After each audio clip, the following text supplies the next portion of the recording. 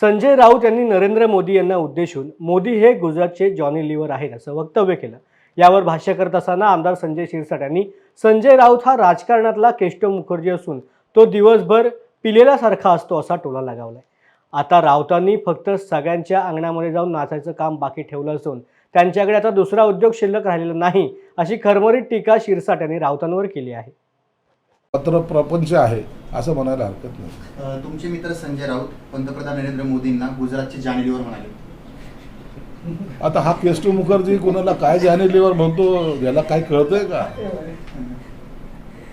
हा राजकारणातला केशव मुखर्जी आहे, दिवसभर पिलेल्या सारखाच नशेत असल्यासारखाच हा वागतो।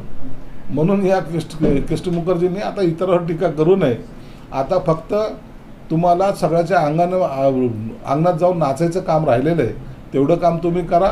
तुम्हाला दुसरा उद्योग आता दुसरा शिल्लक नाही।